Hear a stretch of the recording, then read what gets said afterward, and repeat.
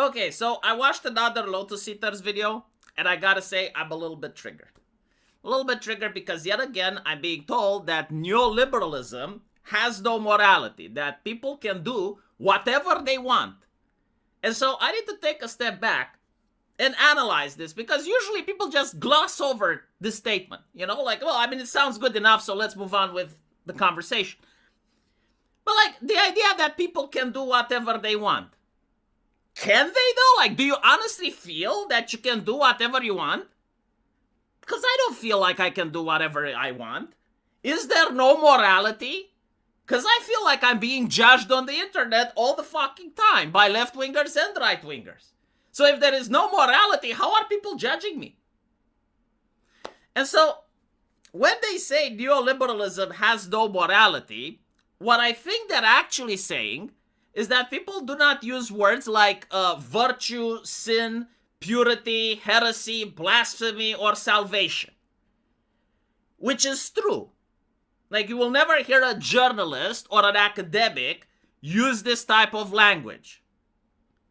But here's the thing, you know, neoliberal morality does not abolish religion-like judgment.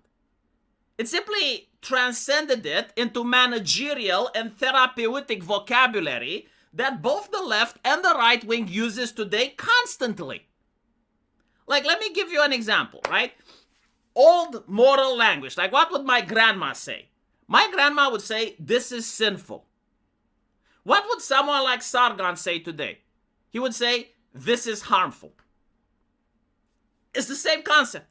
When you judge someone and you're saying you're watching this and it's harmful, you're literally saying it's sinful. My grandma, for example, would say, this is corrupting the soul. An academic today would say, this creates an unsafe environment. In the past, a priest would condemn someone for being greedy. Today, academics would condemn people for being exploitative. For example, I recently read an article, the European Union is condemning Valve, the company, for being exploitative. Why? Because they have loot boxes. So, is it the same word, what exploitation used to be? Like, is Valve kidnapping children and making them work into the mines and exploiting them? No, Valve is being greedy. That's the accusation. Like, they're using something akin to gambling, which is a sin, and they're being greedy. They're trying to make a lot more money than they should in the belief of the European Union. And then you have like other words like this space is toxic. What they're basically saying is that the practice is impure. What I'm trying to say is that if there was no morality, you would not be judged by other people based on these standards. Like words like this is harmful, you know, like the platform needs to be made safe. The AI needs its safety balances made, right? Like the reason these things exist is because there is a morality. You are being judged. Is that it's not being controlled by the people that you're allied with, which is true. But at the same time, I do see right-wingers use these words all the fucking time. Like, when I grew up, you would see a video game that's vile, like Manhunt. Or you would watch a TV show that was vile, like South Park. Most people, right, my parents included, would see the show where a child, like Kenny, got brutally killed in South Park. Like, he had a pike coming through his skull and coming out of his eye socket. And then some rats would just eat away at his throat and pull the body away while there's blood on the screen, right?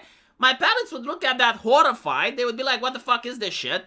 And then they would move away, right? Like, they would classify it, like they would put the cartoon in a room, like that's some fucked up shit room, and just leave it there, right? Like, they wouldn't constantly obsess about it. Today, if you have like something that's taboo like that, usually an anime, right? Like you have an anime that does similar things. What the fuck is it called? The one with little kids. Made in the Abyss, right? Like I know about it because some South Korean got into trouble for recommending it. But like the anime Made in the Abyss, it has like grotesque imagery. Now, the thing is, people don't say, oh, like let's put it in that fucked up shit room and leave it at that. No, like people say it's harmful. Like the anime itself, the story itself is harmful. Like what are they basically trying to say is that just by watching it, it produces harm. Right? Like everyone associated with it is sinful. The person thinking it, the people making it, and the people watching it. Like it is a moral judgment. It doesn't mean like it actually causes harm in society. Like the anime isn't coming out from the television and beating the living shit out of you. Right? Like the statement is by watching that, it's harmful. The new Invincible episode, where you had the abortion scene. You have right-wingers that say, well, this is harmful. Like the Invincible episode is harmful. They are adopting the psychoanalytical language that the left brought into the lexicon. And I gotta say, like, the left was extremely successful at co-opting the language. To the point where even religious organizations, like, for example, Exodus Cry or Nikose, right? The National Center of Sexual Exploitation, whatever the fuck they call themselves, they adopted leftist language and leftist talking points.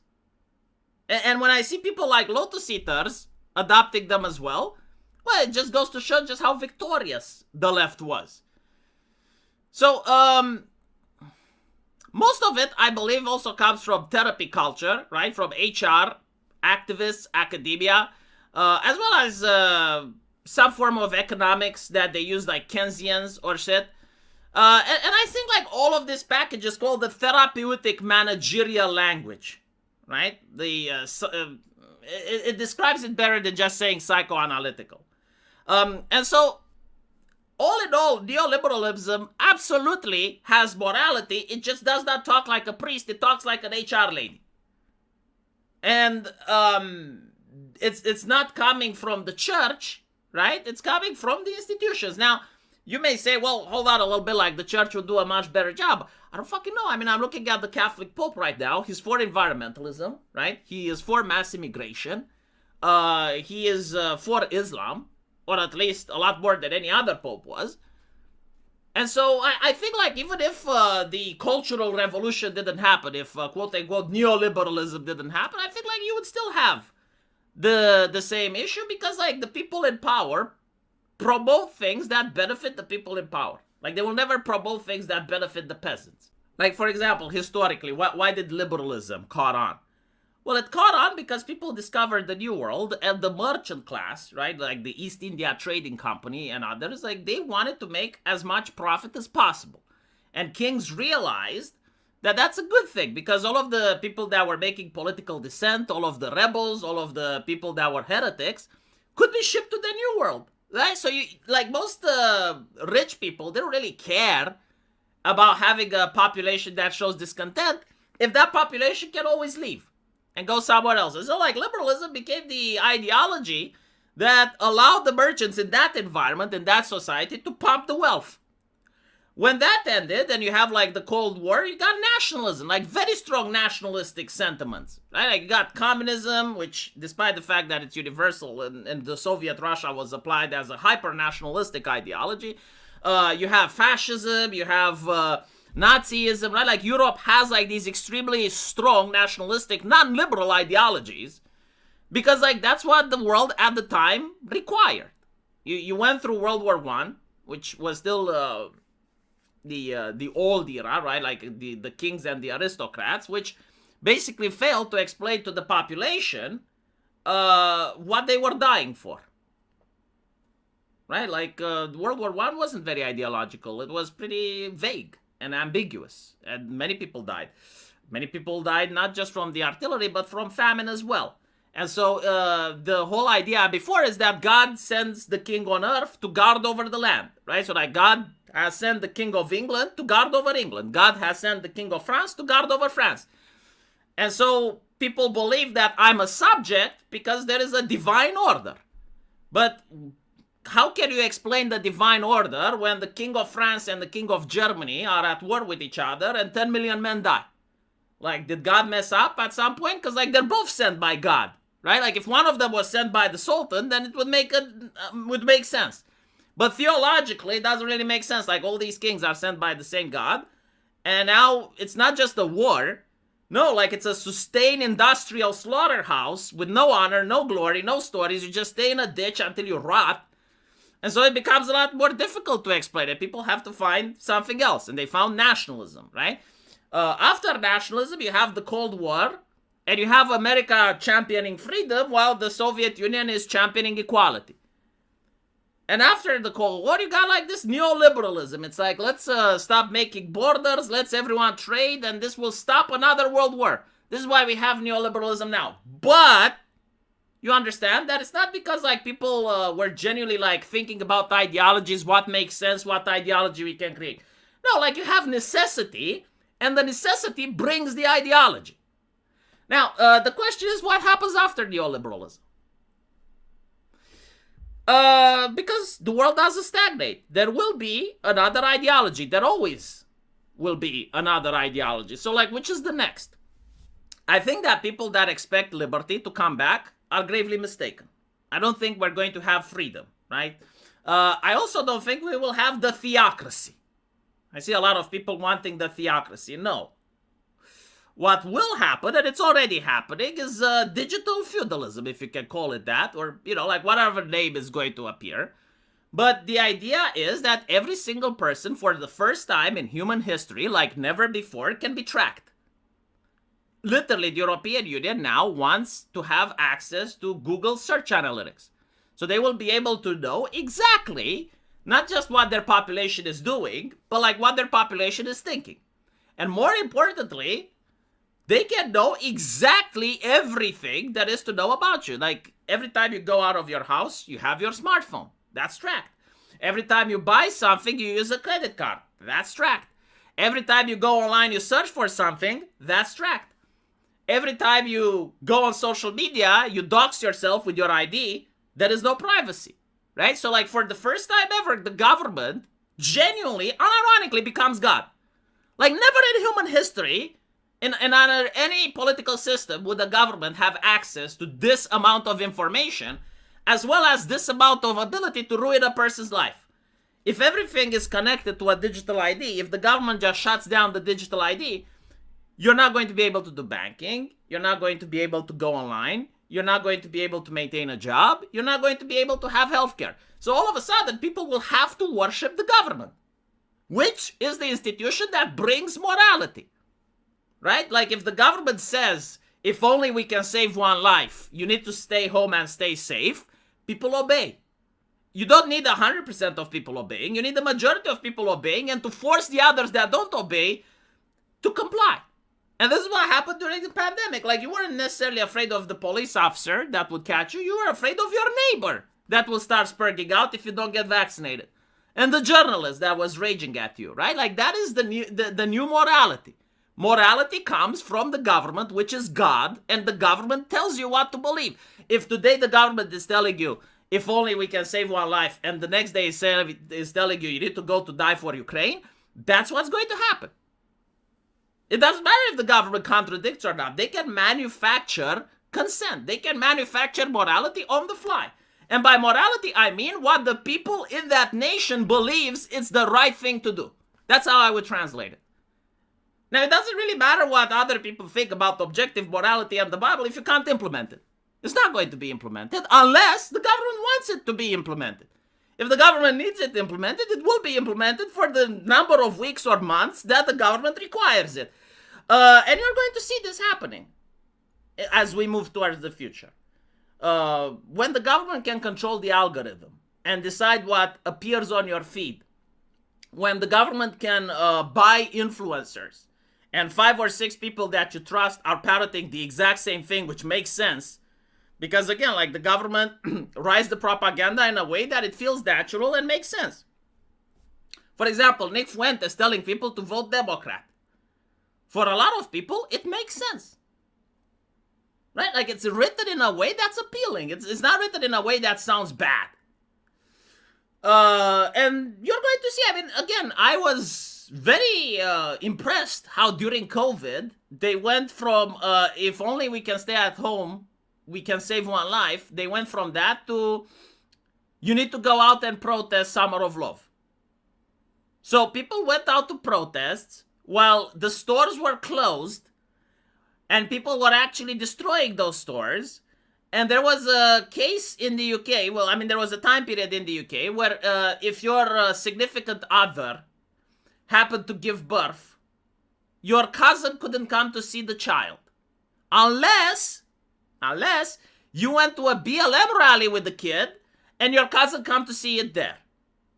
Right? Like, none of it made sense.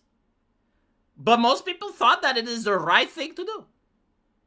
The idea that you come to a restaurant with a mask on, you sit at the table, you take the mask off, you can eat, but if you want to go to the bathroom at that restaurant, you got to put the mask on again. That is beyond retarded, but most people thought that is the right thing to do. You would go into a restaurant to take a piss without putting the mask on, and some lady would feel unsafe. And again, we decided, what does unsafe mean? It means sinful. You're sinning. Right? Like, this person is not obeying. That was the problem. It wasn't about the virus. It's like, this is a person that's not listening to God. It's not listening to the government. The government said you need to mask on, so you mask on because that's what the government demands. And unfortunately, I see that the Zoomer generation does indeed worship the government, left and right. Not everyone, of course, there are a significant group that don't. But the loud ones, the outspoken ones, both of the left and right want strong government. They want large government. Some want a theocracy, other want communism. It doesn't really matter. They want the government to do things. And the government is more than happy to do things. Because now it has the ability. Never had this ability ever in human history. Never. Right? Like, the option to go online and find out everything that is about your life and ruin you with the click of a button or make you famous with the click of another. Never, never, never. Like, only in the Bible did God have such abilities. It's scary, but again, there is order. You know, like, people fear chaos more than they fear order. And so, if it's orderly, people are more willing to accept it. It's not going to be the last system on planet Earth, right? Like, as I mentioned, every ideology comes and goes. But it seems that in the future, we will have all the ideologies, depending on what's needed. If the government needs fascism during COVID, all of a sudden people become fascists.